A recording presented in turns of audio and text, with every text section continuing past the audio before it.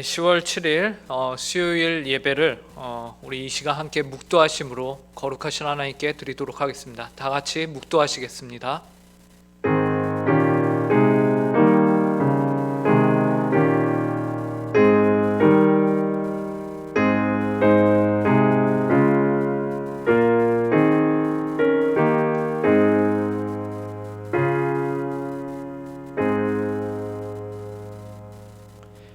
여호와는 내게 복을 주시고 너를 지키시기를 원하며 여호와는 그의 얼굴을 내게 비추사 은혜 베푸시기를 원하며 여호와는 그 얼굴을 내게로 향하여 드사 평강 주시기를 원하노라 할지니라 하라. 아멘. 하나님 아버지 감사합니다. 우리의 복의 근원이 되시며 거룩하신 하나님 한 분 하나님을 이 시간 저희가 온 마음과 정성을 다하여서 예배하기 위해 이렇게 하나님 한자리에 모여서 예배합니다. 비록 육신은 떨어져 있지만 각자의 있는 자리에서 신령으로 하나님께 드리는 거룩한 예배가 되게 하여 주시고 하나님의 귀한 얼굴을 구하며 바라는 이 시간 되게 하여 주시옵소서. 그래서 하나님께서 준비하신 한량없는 복을 받는 시간이 되길 간절히 구하오며 이 모든 말씀 예수님의 이름으로 기도드립니다. 아멘. 이 시간 찬송가 182장 함께 찬송하도록 하겠습니다. 찬송가 182장입니다.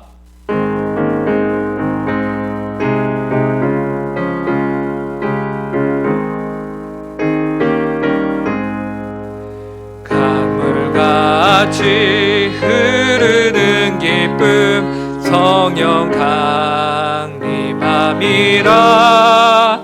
정결한 마음 영원하도록 주의 거처 되겠네. 주님 주시는 참된 평화가 내 맘속에 넘치네.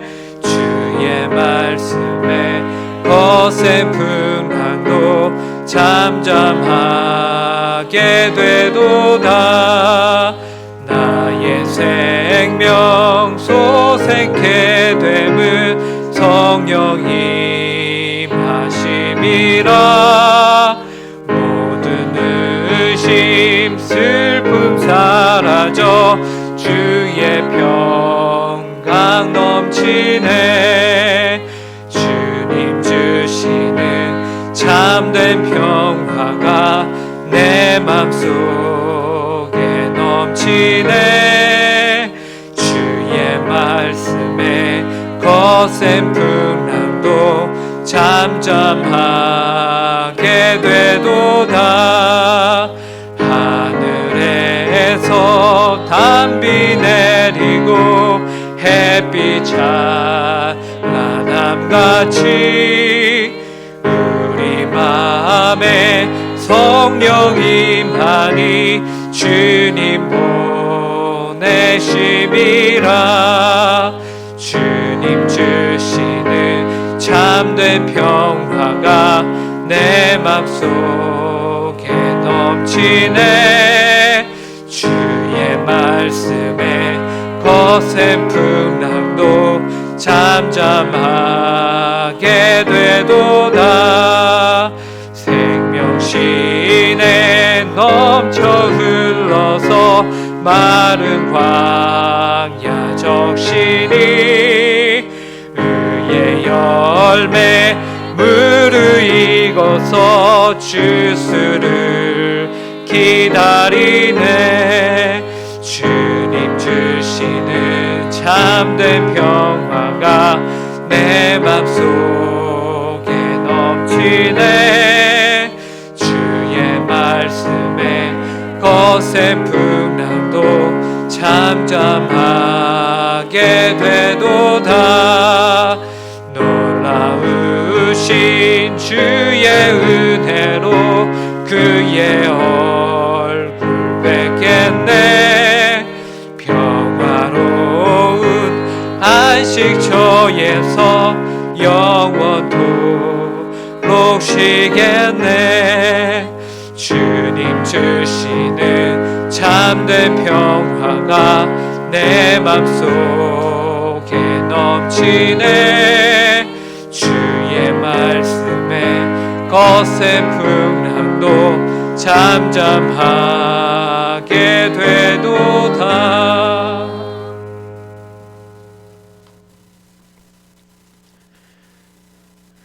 너희가 거듭난 것은 썩어질 씨로 된 것이 아니요 썩지 아니할 씨로 된 것이니 살아있고 항상 있는 하나님의 말씀으로 되었느니라. 그러므로 모든 육체는 풀과 같고 그 모든 영광은 풀의 꽃과 같으니 풀은 마르고 꽃은 떨어지되 오직 주의 말씀은 세세토록 있도다 하였으니 너희에게 전한 복음이 곧 이 말씀이니라. 아멘. 사랑하는 하나님, 감사합니다.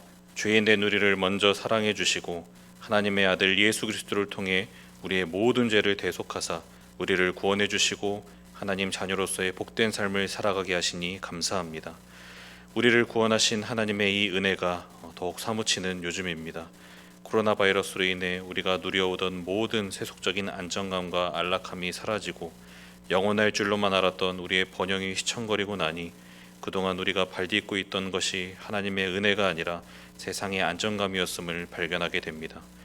영원하지 않은 것에 기대어 살았음을 회개하고 이제는 영원한 것을 바라보게 하심에 감사를 드립니다.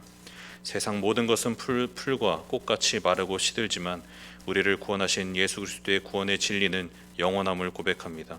그리고 우리의 거듭남이 바로 그 복음의 진리로 인함이기에 우리의 구원은 영원히 안전합니다.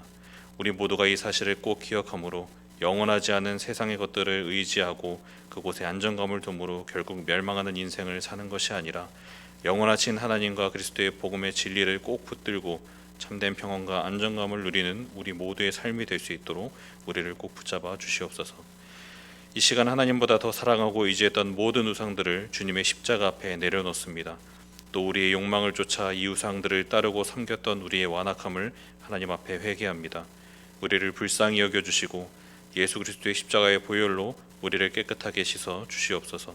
그래서 오늘의 예배를 통해 다시 한번 하나님이 주시는 죄사함의 은혜와 구원의 기쁨을 풍성히 누리게 하여 주시고 하나님께 감사와 찬양의 예배를 올려드리는 예배 시간이 될 수 있도록 인도하여 주시옵소서. 하나님의 은혜 가운데 코로나19 바이러스의 확산이 조금씩 줄어들게 하여 주시니 감사합니다. 방역당국과 관계자들에게 더욱 힘과 지혜를 주셔서 바이러스의 확산이 더욱 현저하게 줄게 하여 주시기를 기도합니다. 그래서 사회적 거리두기가 속히 완화되어 예배당에 함께 모여 하나님을 예배하는 날이 속히 오기를 기도합니다. 하나님 은혜를 주사 속히 이 기도가 응답될 수 있도록 인도하여 주시옵소서. 또 코로나 바이러스에 대한 백신이 속히 개발되게 하시고 또 빠르게 보급되게 하셔서 전 세계적인 이 재앙이 속히 종식될 수 있도록 하나님 은혜를 베풀어 주시옵소서. 이 시간 특별히 우리 환우들을 위해 기도합니다. 여러 가지 질병으로 인해 고생하고 있는 환우들을 주님께서 꼭 붙들어 주시고 그 마음이 흔들리지 않도록 지켜주시고 아픈 곳이 속히 치료되어 건강한 몸과 마음으로 다시 회복될 수 있도록 하나님 은혜를 베풀어 주시옵소서.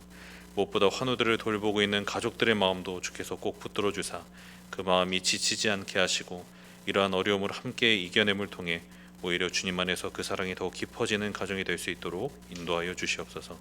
이 시간 주의 말씀을 듣고자 합니다. 성령 하나님 우리의 마음을 밝히 조명하여 주시고 주의 말씀을 깊이 깨달아 알게 하시고 그 말씀이 우리 안에 열매를 맺어 우리의 삶이 변화되는 순종의 삶으로까지 이어질 수 있는 은혜를 내려 주시옵소서.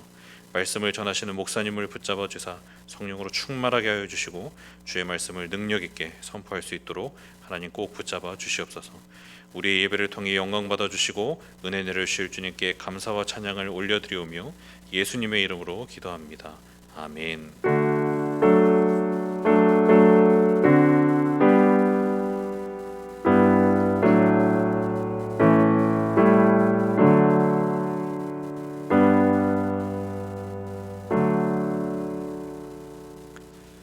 오늘 우리에게 주시는 하나님의 말씀은 구약성경 출애굽기 39장 32절부터 43절 말씀입니다.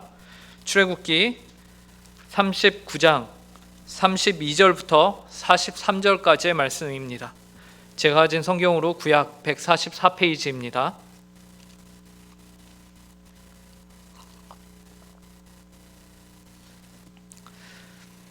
하나님의 말씀을 제가 읽도록 하겠습니다. 출애굽기 39장 32절부터 43절 말씀입니다.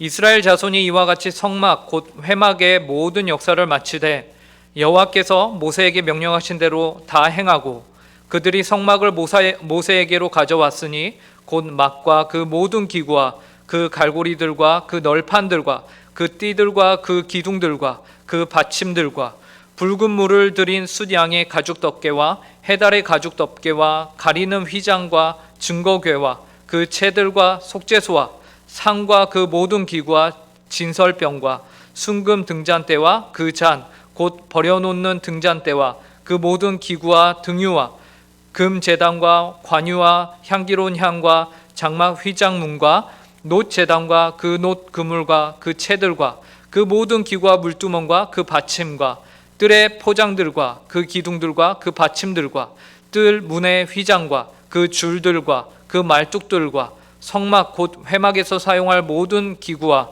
성소에서 섬기기 위한 정교한 옷 곧 제사 직분을 행할 때에 입는 제사장 아론의 거룩한 옷과 그의 아들들의 옷이라.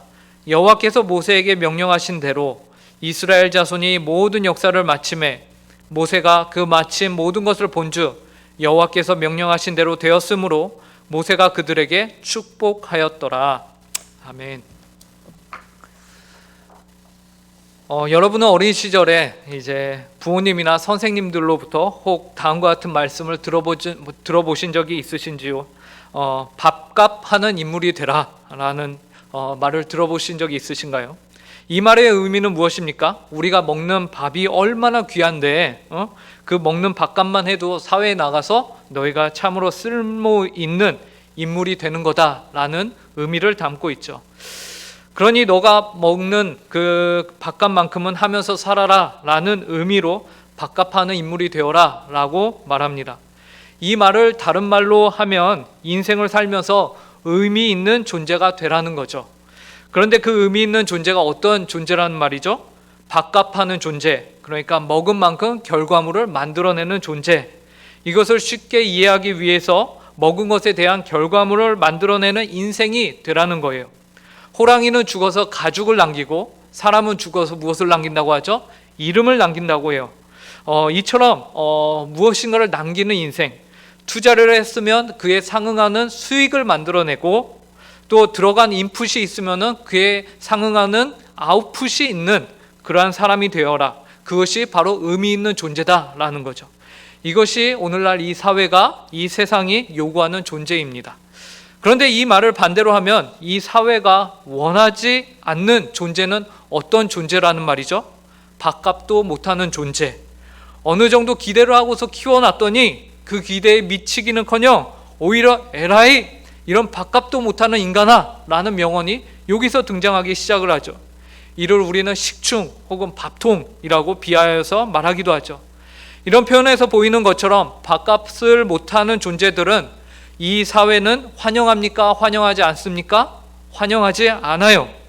우리가 사는 세상은 그리고 이 사회는 밥값을 하는 존재, 먹은 만큼 성과를 만들어내는 사람들을 그리고 월급을 받았으면 그 월급만큼 일하는 사람들을 더 많은 이윤을 창출해내는 사람들을 요구하고 있습니다.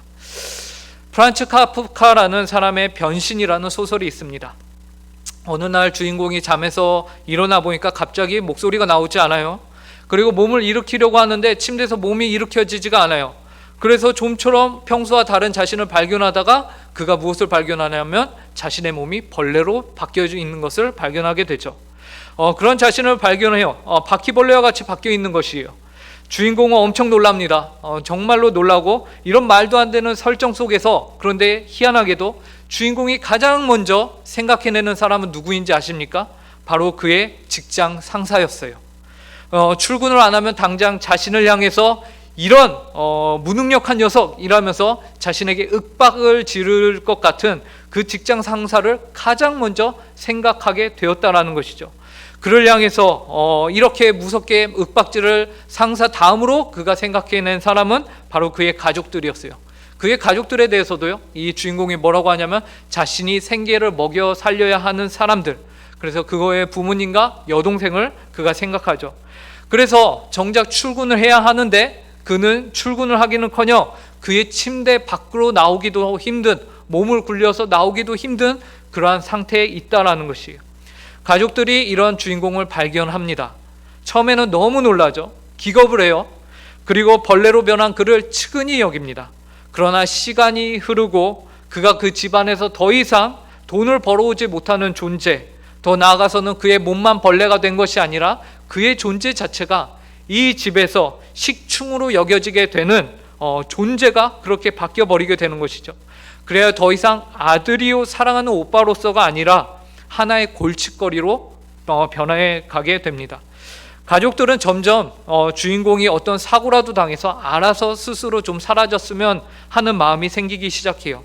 그리고 결국 소설의 끝에서 그는 가족들로부터 제대로 된 보살핌도 받지 못하고 홀로 죽음을 맞이하는데요. 아이러니하게도 그의 가족들은 그의 죽음을 오히려 다행으로 여깁니다. 더 이상 자신의 집안에 마이너스가 없기 때문이죠. 그의 사체를 치운 후에는 오히려 온 가족이 기분 전환도 할 겸 나들이를 떠나는 것으로 소설이 마무리를 합니다. 프란츠 카프카는 자신의 소설 이 변신을 통해서 무엇을 말하고 싶은 것이었을까요?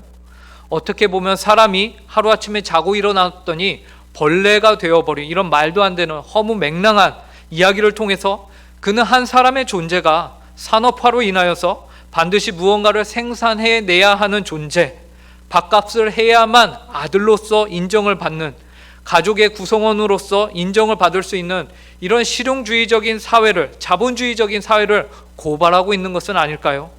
그런 의미에서 밥값하는 인생이 되라라는 말은 비록 그 의도는 우리의 자녀들에게, 우리의 후손들에게 너 잘 되라고 하는 그런 좋은 의도에서 한 말이지만 우리도 모르는 사이에 우리 가치관으로 무엇인가가 스며들어온 것이죠. 그것은 무엇입니까?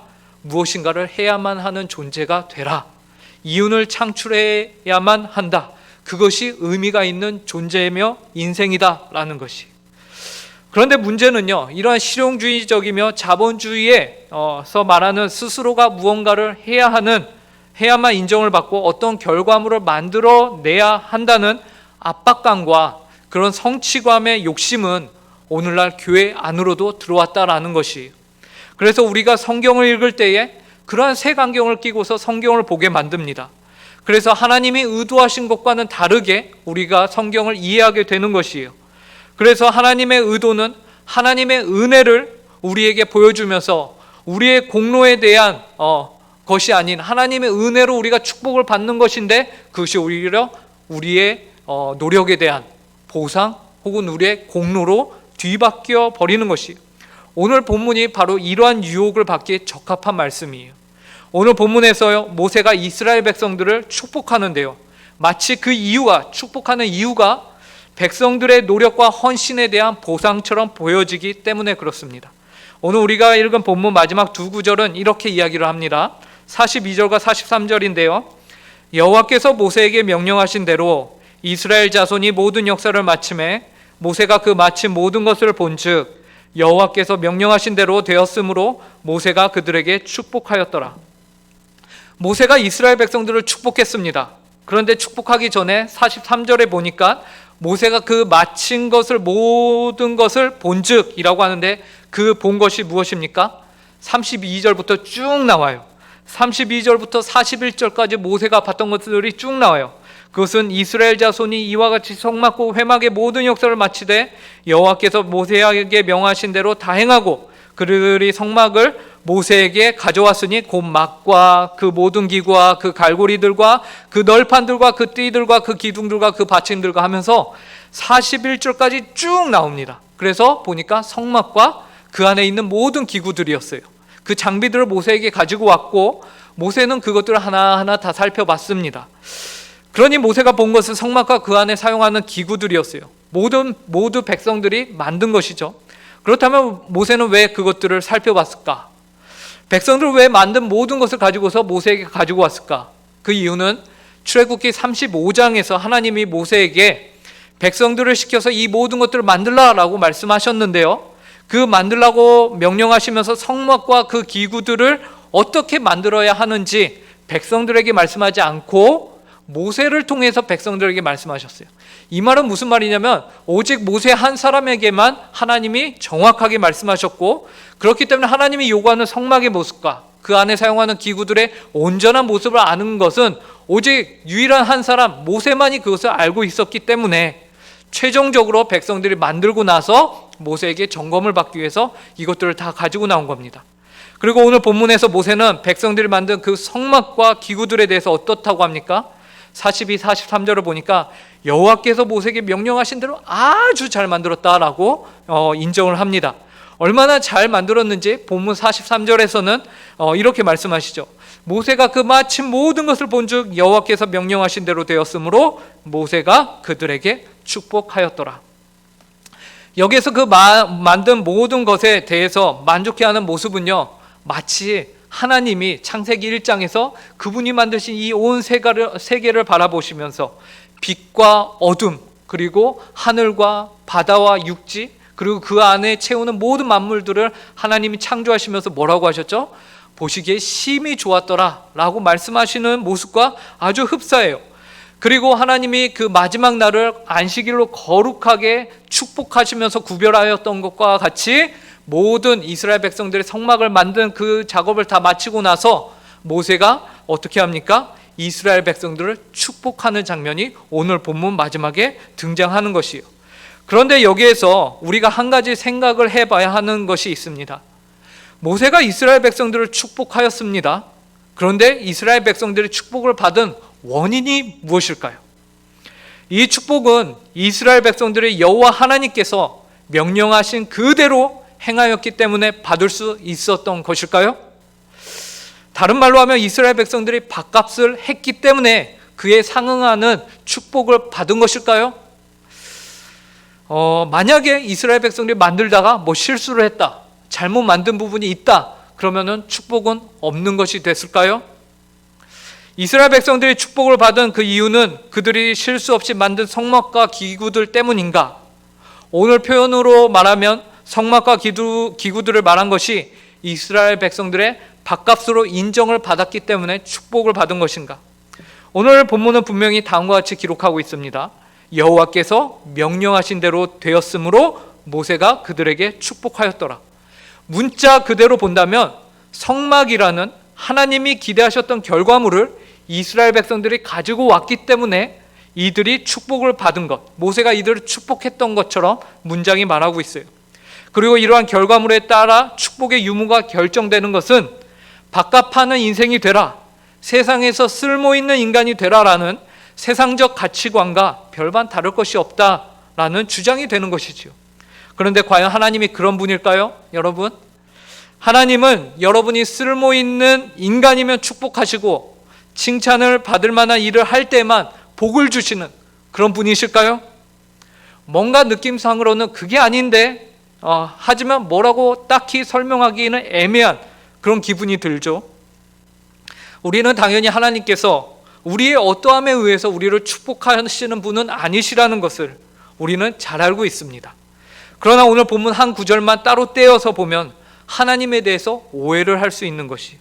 마치 하나님이 결과지향적인 분으로 그분의 말에 실수 없이 순종을 잘하고 그에 합당한 결과물을 가져와야만 축복하시는 분으로 비춰지는 거예요. 이러한 오해를 없앨 수 있는 방법은 성경 전체를 통해서 우리가 성경의 한 부분을 해석해야 할 때 이러한 오해를 피할 수 있습니다. 해석할 때 이러한 오해를 피할 수 있습니다. 우리는 성경을 볼 때에 성경의 한 구절만 딱 띄어서 그 부분만 우리가 원하는 대로 적용을 해서는 안 돼요. 성경이라는 전체 큰 흐름, 하나님의 구원 역사라는 전체 큰 흐름 속에서 우리는 성경의 작은 부분을 해석할 수 있어야 합니다. 해석해야만 해요. 성경으로 성경을 해석하는 거예요. 성경 안에 서로 상충되는 해석이 나오지 않도록 올바른 해석을 찾아가는 것이죠. 그럼 오늘 본문에서 여호와께서 명령하신 대로 되었으므로 모세가 그들에게 축복하였더라 라는 부분은 어떻게 해석해야 하는 것이 옳을까요? 오늘 본문은 출애굽기 안에 있습니다. 그렇죠? 그리고 출애굽기는 40장까지 있는데 오늘 본문은 39장이에요. 이 말은 바로 끝나기 직전이에요. 그 말은 결론 부분에 해당한다는 것이죠. 출애굽기의 결론에 해당하는 부분이에요. 출애굽기의 전체 주제가 무엇입니까? 제목 그대로 출애굽, 애굽을 탈출했다라는 것이죠. 이것은 이스라엘 백성의 구원의 이야기입니다. 이스라엘 백성의 구원의 이야기가 바로 출애굽을 통해서 표현이 되고 있는 것인데, 노예였던 백성들을 하나님의 백성으로 삼으시는 것, 이것이 출애굽기의 내용이에요. 그러면 출애굽은 언제 이루어지죠? 출애굽기 12장에서 이루어집니다. 우리가 아주 잘 알고 있는 유월절 사건을 통해서 그 구원이 이루어져요. 오늘 우리가 읽은 본문 한참 전에 이스라엘 백성들이 이미 구원을 받은 거예요. 온 애굽의 장자들이 모두 죽음의 권세 아래서 목숨을 잃어갈 때에 그 문설주 지방에 이제 어린 양의 피를 묻힌 이스라엘 백성들의 그 집은 하나님의 죽음의 그림자가 6월 그냥 넘어갔다라는 것이에요. 담을 넘듯이 넘어가서 그들이 구원을 받고 그 다음 날로 바로 모든 이스라엘 백성들이 자유의 몸이 되어서 애굽을 나오게 됩니다. 여기에서 이스라엘 백성들이 한 일은 무엇입니까? 구원이 전적으로 하나님의 은혜로 이루어지는구나 라는 것을 배운 것, 그것이 전부입니다. 그것이 전부예요. 출애굽기는 전적으로 하나님의 은혜로 구원을 받은 백성들의 이야기예요. 여기에서 밥값하는 인생이 되어야 구원을 받을 수 있다라는 말은 조금도 등장하고 있지 않아요. 오직 전적으로 이스라엘 백성들을 택하신 분이 하나님이시고 그들을 강권적으로 보호하시고 구원하신 하나님의 은혜의 열심만이 있는 겁니다. 그리고 이스라엘 백성들을 데려간 곳, 이스라엘 백성들이 간 곳이 어디죠? 바로 시내산이었어요. 그곳에서 무엇을 합니까? 십계명을 받아요. 모든 성도님들 잘 아시듯이 십계명은 구원받은 백성이 구원받은 이후에 어떻게 살아야 하는가에 대한 지침이죠. 그리고 그 내용 중에 한 부분이 바로 성막이에요. 하나님의 백성이 하나님을 중심으로 예배하고 그들의 삶은 하나님을 중심으로 살아야 하는 터전이라는 것을 말해줘요. 그러니까 삶 자체가 무엇이라는 겁니까? 하나님과 뗄래야 뗄 수 없는 은혜로 이렇게 연합되어 있는 것이다 라는 것을 보여주죠. 이들의 삶 자체가 무엇으로 시작하고 무엇을 근거로 하고 있는 건가요? 하나님의 주권적인 은혜로 시작하고 그 은혜를 근간으로 삼고 살아가는 것이에요. 그것이 삶이에요. 출애굽기의 주제인 하나님의 은혜의 구원인 것이죠. 나의 힘과 능력으로 이루는 것이 아닌 오직 하나님의 은혜로 사는 삶인 것이, 이것이 출애굽기의 주제입니다. 그러면 다시 질문으로 돌아옵니다. 여러분, 출애굽기의 결론 부분에서 이스라엘 백성들을 모세가 축복받은 이스라엘 백성들을 모세가 축복한 이유가 무엇입니까? 이스라엘 백성들의 완벽한 순종에 대한 공로가 인정을 받은 걸까요? 쓸모 있는 인간이 되어서 하나님이 그들을 축복한 것일까요? 아니에요. 출애굽기가 계속해서 하나님의 은혜를 이야기하고 있는데 결론 부분에 가서 은혜 받은 자의 삶을 이야기하다가 갑자기 인간의 공로와 노력이 그곳으로 들어올 수는 없는 것이에요. 그러면 왜 그들을 축복했습니까? 이스라엘 백성을 모세가 축복한 이유가 무엇입니까? 이것 또한 하나님의 은혜입니다. 아니, 말씀의 버젓이, 오늘 본문의 버젓이 여호와께서 모세에게 명하신 대로 이스라엘 자손이 모든 역사를 마침에 복을 받았다고 하는데 왜 그것이 은혜입니까? 라고 할 수 있어요. 네, 맞습니다. 그것이 은혜예요. 이스라엘 백성들의 노력과 순종까지 모두 품으시는 하나님의 은혜인 것입니다. 하나님의 은혜로 시작하여서 축복으로 마무리가 되고 그 안에 무엇이 있습니까? 성도의 삶, 백성의 삶, 순종이 있는 것이요. 본문에서 나오는 이스라엘의 노력과 순종은 세상에서 인정받으려는, 세상에서 밥값하는 인생이 되려는, 그런 존재가 되려는 노력과 순종과는 완전히 근본적으로 다른 것이에요. 여기서 말하는 순종은 밥값하는 인생이 되고자 하는 유혹에 이끌리는 것이 아니라 이스라엘 백성들이 모세에게 축복을 받을 수 있었던 그 순종은 오직 하나님의 은혜에 대하여서 감사함으로 하는 순종이에요.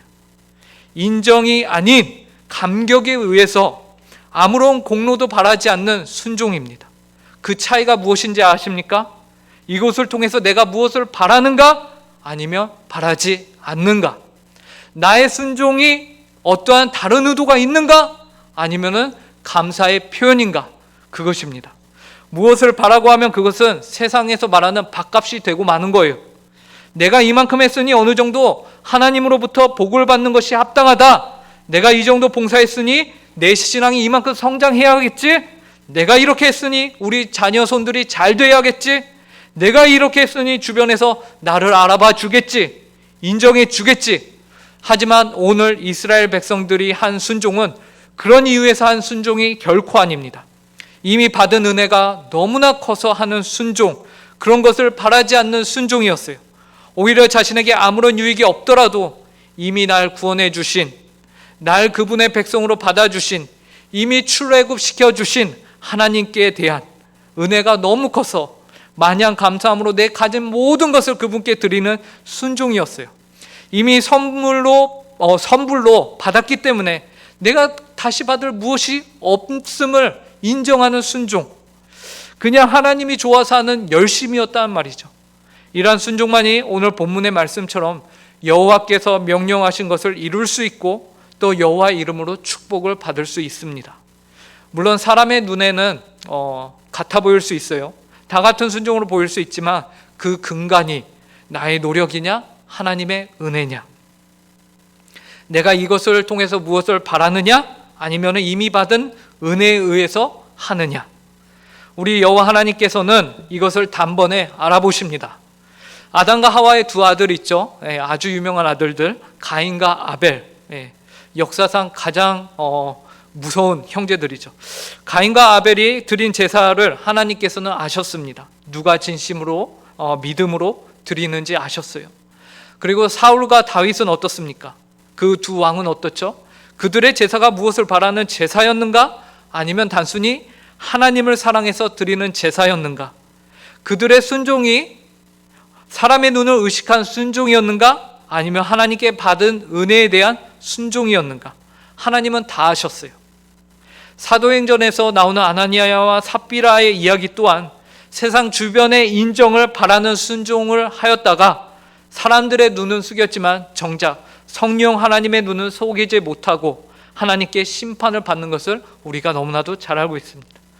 성경에서 수많은 사람들이 세상에서 인정을 받으려는 유혹을 이기지 못하고 결국 하나님께 버림을 받게 되었습니다.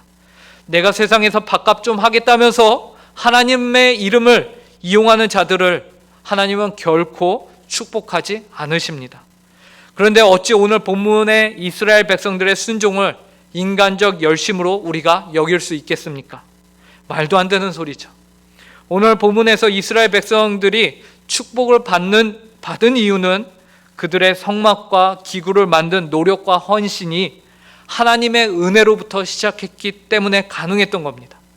출애굽기에 나오는 수많은 사건들, 애굽에서 선택하여 구원하시고 부르신 하나님의 은혜, 광야에서 먹을 것이 없는데 물과 음식과 그것을 가지고 하나님께 원망하던 이스라엘 백성들을 하나님이 만나와 메추라기와 반석에서 물을 내셔서 그들을 먹이신 사건, 길이 없는 광야에서 하나님이 불기둥과 구름기둥으로 그 백성을 인도하신 은혜, 시내산에서 우상을 숭배하며 전적으로 타락한 백성, 율법을 시작부터 지킬 수 없었던 백성들을 하나님이 용서하시고 다시 그들과 동행하시는 하나님의 은혜, 이러한 하나님의 은혜는 셀 수도 없이 많았죠. 그 결과 하나님의 성막을 지은다고 하니 모든 이스라엘 백성들이 한마음이 되어서 기뻐서 그 성막을 짓고도 남을 만큼 풍성한 재물들을 하나님께 갖다 바치고, 이러한 그들의 모습은 분명 은혜에 반응하는 것이지 어떠한 계산이나 나의 노력으로 하는 헌신이 아니었음을 우리가 보게 됩니다. 하나님께 진정으로 순종하는 모습이었어요. 이러한 이윤을 따지지 않고 계산하지 않고 하나님께 받은 은혜가 너무 커서 섬기는 자발적 헌신의 모습이 바로 기독교의 역사였습니다. 교회는 하나님께 순종하여 왔어요. 그 순종은 어떤 이윤을 추구하며 내가 세상에서 주목을 받거나 인정을 받으려고 하는 순종이 결코 아니었어요. 어떤 돌아오는 대가가 없이 섬기는 순종으로 나타났습니다. 입에 하나님께 받은 은혜가 커서 어떤 인정 없이, 알아주는 것 없이 하나님과 이웃과 세상을 섬기는 모습으로 나타났어요. 이러한 모습으로 하나님의 교회는 오늘 이날까지 세워져 왔던 것이에요. 이번 달 추천 도서로 교회가 선정한 코로나 바이러스 세상, 하나님은 어디에 계실까라는 책이에요. 인류 역사 가운데서 질병이 있을 때마다 하나님의 교회가 이 질병에 어떻게 대처했는지가 기록되어 있습니다. 하나님의 말씀에 순종해온 모습이 기록되어 있어요. 그 책에 의하면 로마 제국의 4분의 1을 죽일 뻔했던 2세기의 안토니우스 역병이 있었다고 해요. 기독교의 확산이 오히려 이때에 더 확장되었다라고 합니다. 그리스도인들이 얼마나 역병이 전염되는 환경 속에서 그들이 헌신적으로 그 병으로 죽어가는 사람들을 돌보고 자신을 돌보지 않고 사회의 환자를 돌보았는지를 기록해주고 있어요. 또 3세기에는 로마에서 키프로스 역병이 창궐했는데 오히려 이 역병이 있을 당시에 교회는 많은 환자들에게 위로가 되어 주었다라고 해요. 그로 인하여 수많은 신자들이 생겨나게 되었다고 역사학자는 기록하고 있습니다. 책에서 주교 디오니시우스는 크리스천들이 위험에 아랑곳하지 않고 병자의 모든 필요를 채우는 등 그들을 도맡은 모습을 묘사했다라고 기록하고 있습니다. 그리고 4세기의 이방인 황제인 줄리아는요, 이제 갈릴리인들이, 기독교인들이 비기독교인 병자까지 아주 열심으로 돌보는 모습을 보면서 이 왕은 오히려 완전히 비통하게 불평을 했다라고요. 어찌 저들을 저렇게 열심히 섬길 수 있는 것이냐 라면서 분을 냈다고 하죠. 이러한 사실은요, 이제 또 다른 책인데 김영재 교수님이 이제 쓰신 기독교 교회사에서 4세기와 5세기에 대한 내용을 보면은 동일하게 나와 있습니다. 그 당시에 이제 상위 10%는 아주 부유했어요. 그리고 극빈층 10%는 아주 가난했어요. 거의 불구인 사람들도 많았고 고아와 과부들이 많았죠. 그리고 가운데 80%는 중산층이었다고요. 그런데 이 극빈층에 속하는 10%의 사람들을 그 누구도 돌보지 않았다라고 합니다. 오직 그 당시에 교회와 수도원에서만 어떠한 이윤도 바라지 않고 어떠한 이들을 돕는다고 그들이 얻는 것이 아무것도 없음에도 불구하고 수도원과 교회가 이들을 전적으로 책임졌다라고 말해요. 국가도 버린 이들을 교회가 책임졌습니다. 이를 통해서 교회가 얻는 것, 수도원이 얻는 것은 아무것도 없었습니다. 하지만 왜 어떻게 이러한 일을 해낼 수 있었습니까? 받은 은혜입니다. 받은 은혜예요. 내가 하나님으로부터 받은 은혜가 크기 때문에 그렇습니다. 이러한 교회의 헌신은 세상적인 이치로는 전혀 쓸데없는 노력이죠. 없는 이들을 돕는다고 어떤 유익이 있는 것도 아니에요. 또한 교회는 자신들의 이름이 유명해지려는 선을 행하지도 않았었습니다. 다만 내가 하나님의 백성이기 때문에, 내가 성도이기 때문에, 내가 교인이기 때문에 하나님의 자녀여 백성으로서 구원을 받았기에 천국의 소망이 있기에 지금 오늘 이 자리에서 섬길 수 있었던 것이죠. 그리고 이러한 섬김이 바로 오늘 본문에서 이스라엘 백성들이 여호와께서 말씀하신 바대로 행한 순종이었습니다. 이미 받은 은혜로 충분했던 것이지요. 그리고 이러한 순종이 하나님의 일을 완성할 수 있었고 하나님께 다시금 의도하지 않은 축복을 받게 된 것이, 이제 오늘 코로나 시대를 우리가 살아가고 있습니다. 우리는 이 바톤을 이어받아야 합니다. 그래서 밥값하는 인생이 되어야 합니다. 여기에서 우리가 생각하는 밥값하는 인생의 의미가 바뀌게 되었죠. 예. 이전에는 세상이 요구하는 밥값이었다면 이제는 하나님이 요구하시는 그런 밥값하는 인생이 그런 존재가 되는 것이요, 세상에서 인정을 받는 존재가 아니라 알아주는 이가 없어도 자신에게 주어진 삶을 성실하게 살며 이미 하나님께 받은 은혜를 기억하며 감사하며 사는 성도, 값없이 어떤 인정과 보상도 없음에도 세상을 사랑하며 품을 수 있는 우리 모든 은곡교회 성도들이 밥값하는 인생을 사시는 한 주가 되시기를 간절히 바랍니다. 함께 기도하겠습니다. 하나님, 참으로 감사합니다. 저희를 주님의 백성으로 삼아주시고 하나님께 복을 받는 인생으로 불러주시니 참으로 감사합니다. 하나님, 저희의 존재의 시작부터 마치는 순간까지 하나님의 은혜가 아닌 것이 없음을 고백합니다. 때로는 힘들고 어렵고 이해가 되지 않아 의심이 들 때도, 불평과 불만이 있을 때도 있었지만 결국에는 이스라엘 백성들을 광야에서 하나님의 뜻을 이루는 백성으로 만들어 가시는 하나님을 오늘 보게 됩니다. 만드신 하나님을 또한 보게 됩니다. 저희 또한 동일한 은혜로 한 주를 살아갈 수 있도록 도와주시옵소서. 오늘날 코로나 바이러스로 인해서 참으로 많은 부분에 어려움이 있습니다. 이 어려운 세상 속에서 저희가 자신의 유익이 아닌 하나님께서 원하시는 삶의 모습으로 하나님께서 원하시는 그대로를 이루며 성취하는 그래서 섬기며 사랑하여서 아버지의 뜻을 이루는 성도들이 되게 하여 주시옵소서. 감사하며 이 모든 말씀 예수님의 이름으로 기도합니다. 교회 소식을 전하도록 하겠습니다. 첫 번째는 코로나19 사태가 조속히 완정되어 함께 예배당에 모여 예배드릴 날이 속히 올 수 있도록 모든 성도들이 함께 한마음으로 기도해 주시기를 바랍니다. 두 번째는 주일 오전 예배는 모든 성도가 주님 안에서 한 몸이라는 의식을 가지고 가능하면 오전 11시에 함께 예배할 수 있기를 권면합니다. 더불어 주일 저녁은 가정 예배를 꼭 드릴 수 있기를 바랍니다. 유치부와 유초등부, 중고등부도 매 주일 온라인 예배를 드리고 있습니다. 자녀들이 예배를 잘 드릴 수 있도록 지도해 주시기 바랍니다. 그리고 예배 헌금은 교회 은행 계좌로 보내주실 수 있습니다. 화면에 나오는 계좌로 보내주시면 되겠습니다. 이 시간에는 우리가 찬송가 430장 함께 부르도록 하겠습니다. 찬송가 430장입니다.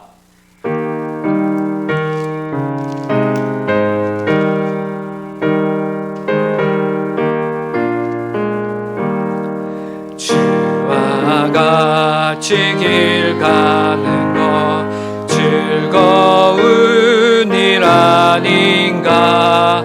우리 주님 걸어가신 발자취를 밟겠네.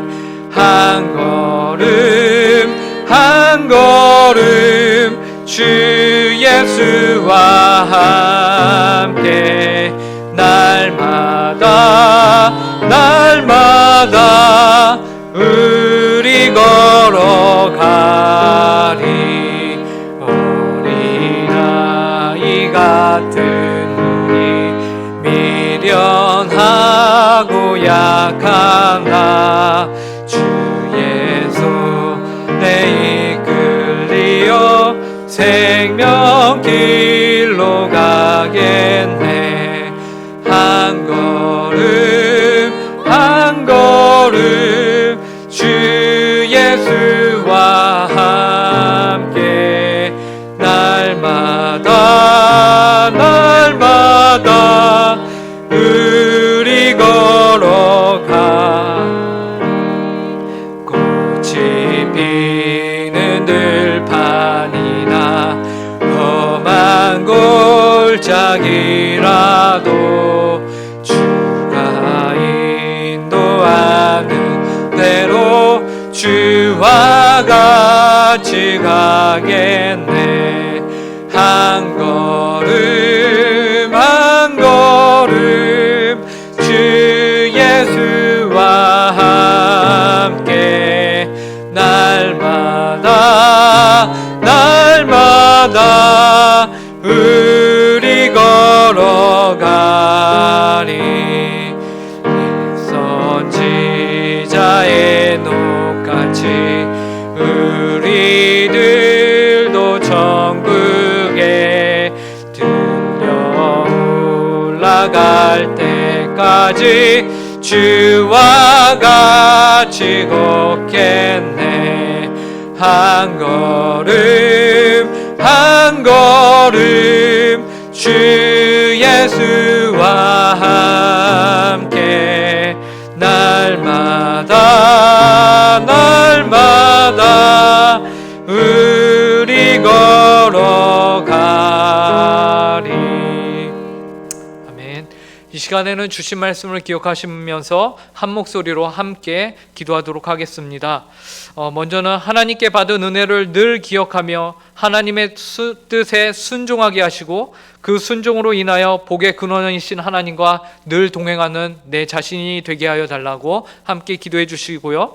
또한 조속히 예배당에 모여 예배드릴 수 있는 은혜를 주시고 코로나19 사태로 인해 여러 가지 어려움 당하는 성도들 하나님께서 붙들어 달라고, 특별히 이제 몸이 편찮으신 많은 분들, 입원하시고 치료 중에 있는, 그리고 수술하신 분들이 계신데 이 시간 함께 환우분들을 위해서도 함께 한 목소리로 기도해 주시기 바랍니다. 함께 기도하겠습니다. 하나님 아버지 주님, 저희의 힘과 능력으로는 이 세상을 살아가는데 너무나도 어렵습니다. 부족합니다. 하나님 아버지의 은혜를 구하오니 하나님 아버지 주님께서 능력을 허락하여 주시고 힘을 허락하여 주시고 다시금 주님을 바라볼 수 있게 하여 주시옵소서. 하나님 아버지 오늘 기쁜 마음으로 이스라엘 백성들이 하나님께 성막과 하나님의 그 안에 들어가는 기구들을 모두 열심으로 만들고 그것을 하나님 모세에게 가서 확인받는 그러한 장면을 보았습니다. 그것을 통해서 하나님 아버지 이스라엘 백성들이 어떠한 마음으로 그 모든 일들에 참여하였는지를 우리가 다시 한번 돌아보았습니다. 하나님 아버지 이스라엘 백성들과 같이 하나님께 받은 은혜가 너무나도 감사하고 크고 좋아서 저희 자신이 드릴 수 있는 최선을 다해서 하나님을 섬기며 이웃을 사랑하며 세상을 섬기는 저희 모든 성도들 되게 하여 주시옵소서. 하나님 아버지 우리가 더 이상 하나님께 바랄 것이 무엇이 있겠습니까? 이미 우리를 사랑하시고 우리를 자녀 삼아주시고 우리를 구원하신 그 하나님의 은혜 외에 하나님 아버지 저희가 바랄 것이 없음을 고백하오니 하나님 아버지 그 은혜가 늘 저희 안에서 사라지지 않도록 저희를 긍휼히 여겨 주시옵소서. 하나님 아버지 저희가 늘 비교하면서 하나님 아버지 저희가 하나님 아버지 주님 앞에서 범죄하지 않도록 저희의 마음을 붙들어 주시고 하나님 아버지 저희를 먼저 구원하시고 저희의 천국 소망을 늘 감격하며 우리를 위하여서 십자가에 매달려 죽으신 예수 그리스도를 물 묵상하면서 하나님 아버지 하루하루를 살아가는 우리 모든 성도들 되게 하여 주시옵소서. 하나님 아버지 코로나 시대 하나님 아버지 참으로 어려운 가운데 있는 성도들이 있습니다. 하나님 경제적으로 정서적으로 그리고 건강상의 이 문제로 힘들어하는 성도들 많습니다. 하나님 아버지 주님께서 붙들어 주사 하나님 아버지 그 몸들이 그 상황이 하나님 모든 여건이 속히 하나님 아버지 회복될 수 있게 하여 주시고 그래서 모든 성도가 서로 교제하며 대면하여서 하나님 아버지 앞에 나와 예배하며 함께 성찬하며 하나님의 말씀에 아멘으로 화답할 수 있는 그런 복되고 은혜로운 날이 속히 올 수 있도록 주님여 은혜를 더하여 주시옵소서.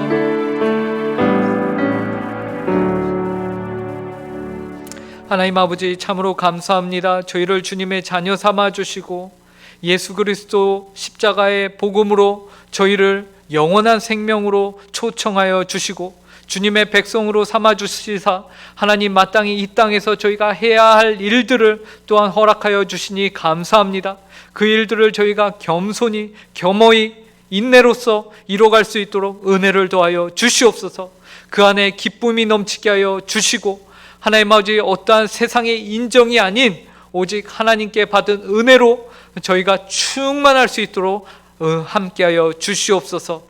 하나님 아버지 오늘날 너무나도 많은 어려움 가운데 저희가 살아가고 있습니다. 하나님 아버지 눈에 보이지 않는 바이러스가 하나님 아버지 많은 부분들을 멈추게 만들고 저희 스스로를 돌아보게 만듭니다. 이 가운데서 하나님 아버지 저희가 해야 할 일이 무엇인지를 다시금 고민하게 하여 주시고 하나님의 백성이요 자녀로서 저희가 어떻게 살아가야 하는지 늘 고민하며 그것을 삶으로 이뤄낼 수 있도록 사랑으로 이 사회를 섬기며 교회가 교회된 모습으로 설 수 있도록 하나님 저희의 소망이 하늘나라에 있음을 저희가 자랑하며 나아갈 수 있도록 주님께서 은혜를 더하여 주시옵소서. 감사하며 이 모든 말씀 예수님의 이름으로 기도합니다. 아멘. 주기도문으로 예배를 마치겠습니다. 하늘에 계신 우리 아버지여 이름이 거룩히 여김을 받으시오며 나라에 임하옵시며 뜻이 하늘에서 이룬 것 같이 땅에서도 이루어지이다. 오늘날 우리에게 일용할 양식을 주옵시고 우리가 우리에게 죄 지은 자를 사하여 준 것 같이 우리 죄를 사하여 주옵시고 우리를 시험에 들게 하지 마옵시고 다만 악에서 구하옵소서. 대개 나라와 권세와 영광이 아버지께 영원히 있사옵나이다. 아멘.